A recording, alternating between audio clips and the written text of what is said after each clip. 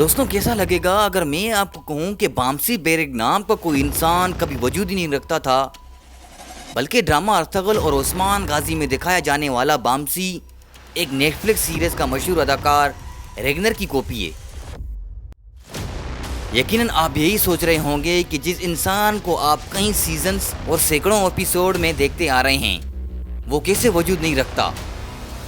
دوستوں ڈائریکٹرز نے جب ارطغرل اور کرلو عثمان میں سرداروں کے لیے ایک بہادر سپاہی اور ہنوار سپورٹنگ کریکٹر دکھانے کا سوچا تو انہیں اس کردار کے لیے ریگنر بہت پسند آیا۔ بامسی کو ہو بہو ریگنر کی کاپی کیوں کیا گیا اور بامسی کون ہے؟ اصل بامسی ارطغرل غازی سالوں پہلے پیدا ہو کے مر چکا تھا۔ تو چلیے دوستوں جانتے ہیں کہ اصل حقیقت کیا ہے۔ جنون علم کی ویڈیوز میں ایک بار پھر سے خوش آمدید۔ دوستوں اگر آپ نے ڈرامہ کرلو عثمان غازی دیکھا ہے تو آپ ایک کردار کو اچھی طرح سے جانتے ہی ہوں گے، اور وہ کردار ہے بامسی بیرک یعنی کہ بابر کا۔ ڈرامہ سیریز کرلو عثمان کے اس کردار کو دونوں ہاتھوں سے تلوار چلاتے ہوئے دیکھ کر سبھی اس کے فین ہو گئے ہیں، اور ان کی بہادری نے سبھی لوگوں کو حیران کر دیا ہے۔ لیکن آپ سے یہ کہہ دیا جائے کہ کرلو عثمان میں دکھایا گیا کریکٹر بامسی بیرک اور اس کا کردار وہ سارا کا سارا جھوٹ ہے تو آپ کو کیسا لگے گا؟ لیکن جب یہ ایک جھوٹ ہے تو اسے ڈرامہ میں دکھایا ہی کیوں گیا؟ کیا بامسی بیرک یعنی بابر کا ارطغرل غازی سے کوئی رشتہ تھا؟ اور بامسی بیرک کون تھا جسے ڈرامے میں دکھلایا جانا ضروری سمجھا گیا؟ یہ سب جانیں گے آج کی اس ویڈیو میں۔ دوستو بامسی بیرک نام کا کوئی بھی انسان نہ تو عثمان غازی کے دور میں موجود تھا نہ ہی ارطغرل غازی کے دور میں۔ حالانکہ اسٹوری میں یہ ملتا ہے کہ بامسی بیرک نام کا ایک شخص موجود ضرور تھا، لیکن وہ ارطغرل غازی کے دور میں نہیں تھا۔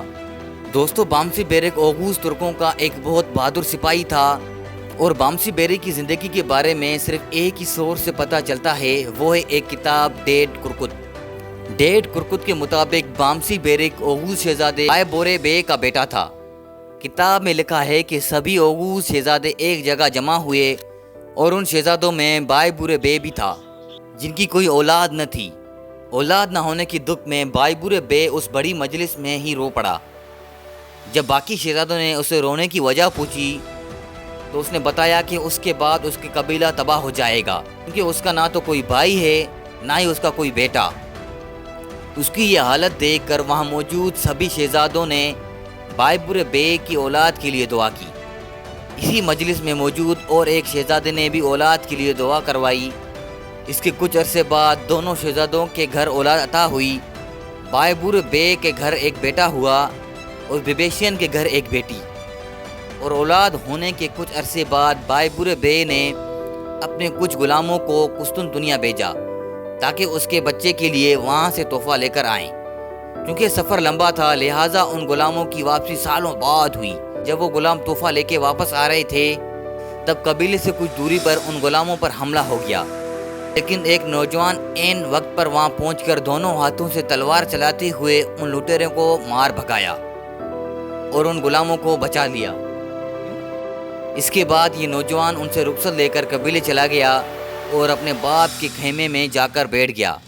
غلاموں کا یہ قافلہ جب قبیلے پہنچا تو وہ غلام بائے بورے بے کے خیمے میں گئے، اور وہاں اس نوجوان کو دیکھ کر وہ لوگ بہت حیران ہوئے اور اس نوجوان کے ہاتھ کو چومنا شروع کر دیا۔ یہ منظر دیکھ کر بائے بورے بے نے ان سے پوچھا کہ یہ کون سا طریقہ ہے، یہ کون سا اخلاق ہے کہ باپ موجود ہے اور تم بیٹے کے ہاتھ چوم رہے ہو؟ تو غلاموں نے بتایا کہ اس نوجوان نے دونوں ہاتھوں سے تلوار چلاتے ہوئے انہیں لٹیروں سے بچایا۔ یہ واقعہ سن کر اس نوجوان کا باپ بہت خوش ہو گیا۔